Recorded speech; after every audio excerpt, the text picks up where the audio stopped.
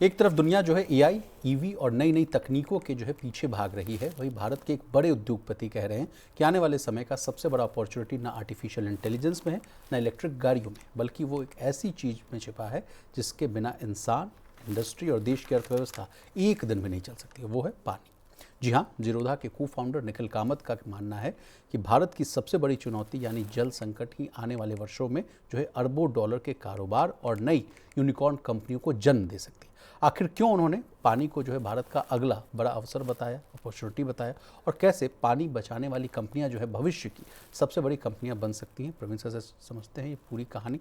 Sir, Nikhil Kamat का भी जो है बड़ी बड़ी बातें कहते रहते हैं, वार्निंग देते रहते हैं, अपॉर्चुनिटीज़ के बारे में भी बताते रहते हैं। अब तो ये तो मार्केट से सीधे उलट, ये तो पानी और इससे रिलेटेड जो है कैसे इसको कंजर्व किया जाए और उसमें क्या अपॉर्चुनिटीज़ है, इसको लेकर ये बात कह रहे हैं। देखिए विशाल, ये आर्थिक के साथ सामाजिक और हमारे बिहेवियर से जुड़ा हुआ भी मसला है। और भारत में अगर आप देखें, इस साल तो अल नीनो है, तो सूखे के और इस तरह के कम मॉनसून के हालात भी हैं। लेकिन अदरवाइज़ भी अगर आप भारत को देखेंगे तो भारत में जिस तरह से ग्राउंड वाटर का एक्सप्लोरेशन होता है, उसका बेतरतीब तरह से मैं कहूँ का इस्तेमाल किया जाता है, वहाँ पर लोगों के बिहेवियर और बाकी की जो पॉलिसी इंटरवेंशन है उस सब की सख्त ज़रूरत है। और हम अगर अपने आसपास देखें तो इस तरह से पानी को किस तरह से वेस्ट किया जाता है, ख़ासतौर पर ग्राउंड वाटर को, वो हम सब अपने आसपास देखते हैं। अब इसी चीज़ पर ये एक, क्योंकि तमाम जो दुनिया भर के जो लोग हैं, जानकार हैं, वो ये बात कह चुके हैं कि अगली लड़ाई जो है वो जो विश्व युद्ध होगा वो पानी को लेकर होगा जी।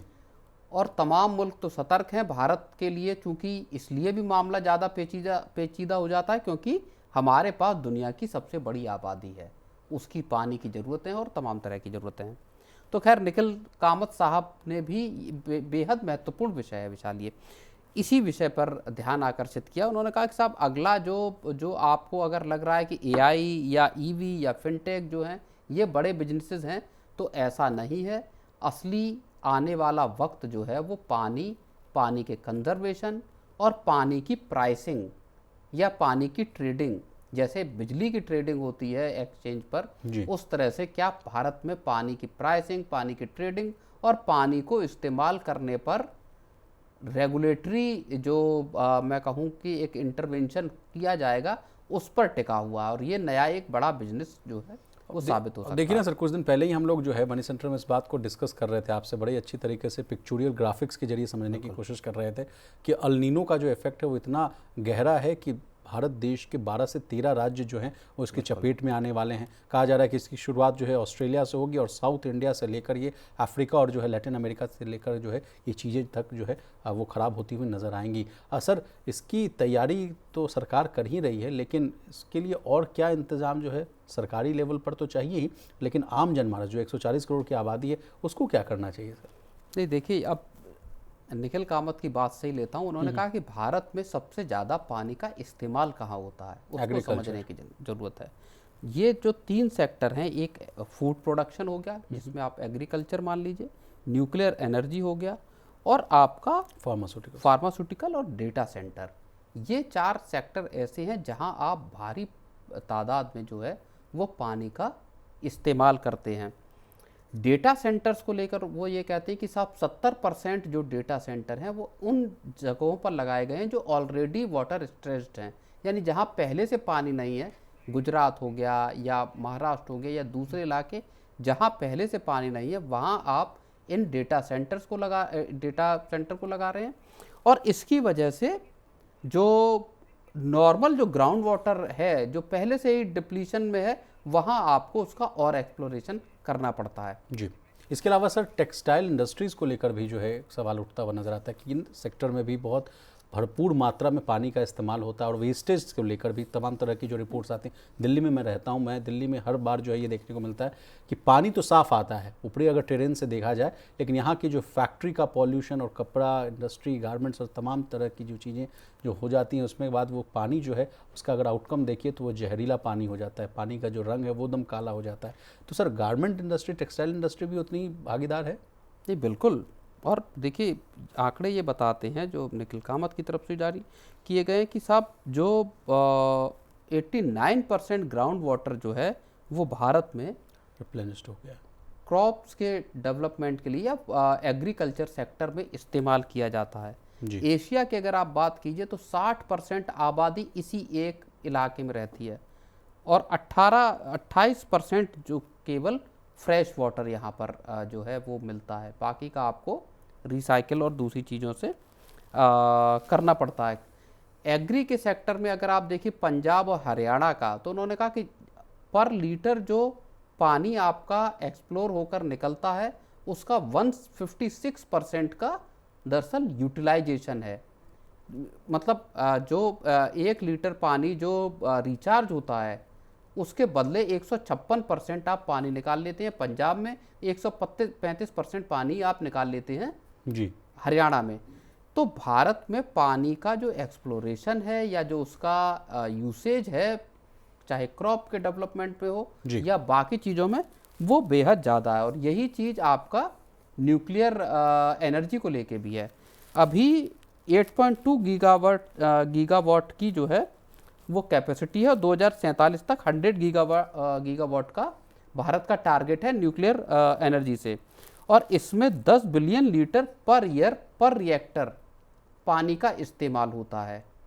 तो ये जो आंकड़े हैं, एक रिएक्टर में आपका 10 बिलियन लीटर पानी का इस्तेमाल होना, और आप जब 2047 में बात कर रहे हैं कि 100 गीगावाट हम एनर्जी न्यूक्लियर से जनरेट करेंगे, तो यहाँ पर ये पता चलता है कि आपके लिए पानी को लेकर कितनी ज़्यादा क्राइसिस हो सकती है। और मुंबई का आप देखिए, अभी 2 दिन पहले हम लोगों ने गाड़ी धोने से मना कर दिया गया, अनावश्यक पानी का अगर आप इस्तेमाल कर रहे हैं तो आपको पेनल्टी की बात कही जा रही है, और तमाम तरह की जो है सोसाइटीज़ में कहा गया है कि आप अपने पानी का जो इस्तेमाल है उसको रेगुलेट करें।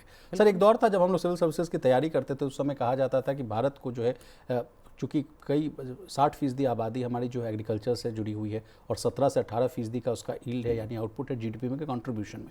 तो कहा जाता था कि यहाँ के किसानों को और जितने भी जो है खेतिहर किसान मजदूर हैं उनको कहा जाता था कि या तो आप वाटर इंटेंसिव जो है क्रॉप्स उसको ना उगाएं, फिर पर ड्रॉप पर मोर क्रॉप की कॉन्सेप्ट दिया गया था।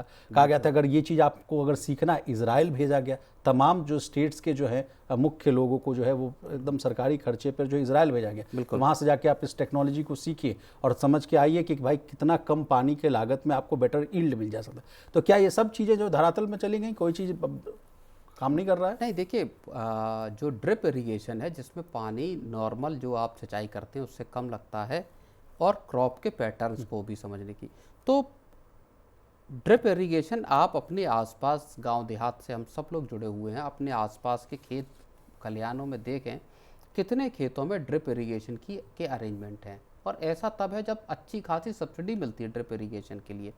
लेकिन बहुत कम लोग जो कृषि के जो आधुनिक तौर तरीके हैं उनका दरअसल इस्तेमाल जो है वो भारत में अभी भी नहीं होता। ज़्यादातर जगहों पर आप देख लीजिए, बहुत कम एरिया है, और ख़ासतौर पर ऐसे एरियाज़, गुजरात हो गया, मध्य प्रदेश हो गया, इन इलाकों में अगर आप देखेंगे तो कृषि जो है वो आधुनिक तरीक़ों से की जा रही है जी। लेकिन आप उत्तर प्रदेश को देख लीजिए, आप मुझे लगता है बिहार को देख लीजिए, यहाँ पर ज़्यादातर जो खेती है यील्ड भी कम है और उसको पैदा करने में लगने वाला पानी भी कहीं अधिक मात्रा में है। सर, हम लोग ज्योग्राफी में पढ़ते थे कि अगर ग्लोब को देखिए, अर्थ को देखिए, तो 97% पानी, उसके बाद 1-2% ज़मीन है, उसके बाद सब चीज़ें हैं।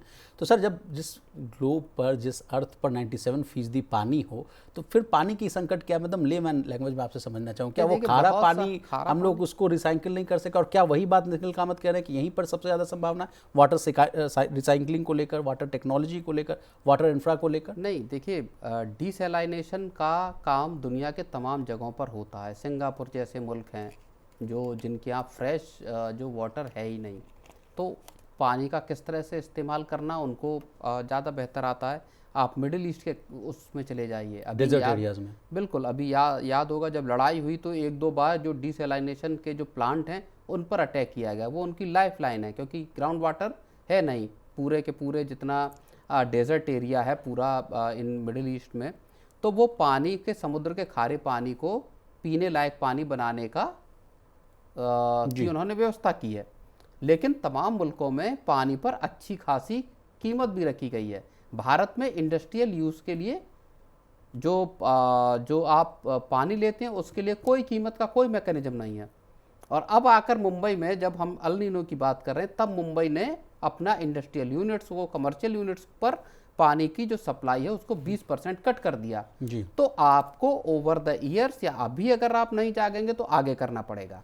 समस्या एक और भी है, ग्राउंड वाटर रिचार्ज करने का, या जो बारिश का पानी आ रहा उसको आप रेन वाटर हार्वेस्टिंग रिजर्वायर को रिफिल करना, रेन वाटर हार्वेस्टिंग की किसी तरह की व्यवस्था जो बड़े मेट्रो सिटीज़ हैं उसके बाहर दिखाई नहीं देती। जब बारिश होती तो पूरा पानी बहकर आपका नदियों के जरिए फिर समुद्र में चला जाता। तो ये तमाम जो उपाय हैं वो भारत में किए नहीं गए। कोई एक मजबूत रेगुलेटरी एनवायरनमेंट है नहीं जो पानी को कंजर्व करने की व्यवस्था बना सके। सर अब तो देखिए ना, कहीं जगह पहले तो बहुत तालाब दिखते थे, अब तो कई जगह है जो रिजर्वायर्स कहिए, तालाब कहिए, नदियां देखिए, वो सब सूखती हुई चली जा रही। पिछले कुछ वर्षों में सरकार ने हालांकि तालाबों को वो किया है, दोबारा जिंदा किया है, लिंकिंग। नहीं तो लोगों ने तो झीलें थी, तालाब थे, उन सब में मिट्टी भर के उन पे घर बना लिए।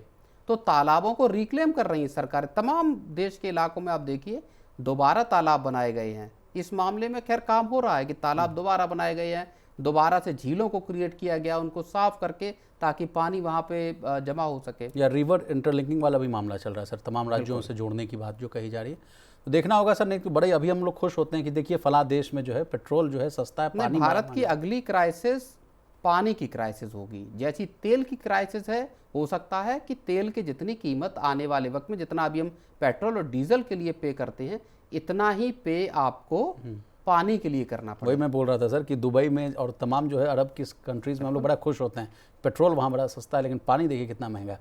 यहाँ भी वही सीधे जो है हम लोग उलट हो सकते हैं। हम अभी चीज़ों को बचा सकते हैं अगर पॉलिसी, सरकार सख्त पॉलिसीज़ लेकर आए। दिल्ली एनसीआर में आप अभी भी देख लीजिए, कारें धोने के लिए लोग दीवारें धोते हैं, पीने वाले पानी से कारें धोई जाती हैं, और एक एक कार की धुलाई में कई कई लीटर पानी जो है वो बर्बाद किया जाता है। तो वो सब प्रैक्टिसेस लोगों की अवेयरनेस से लेकर सरकार के दखल तक शामिल है।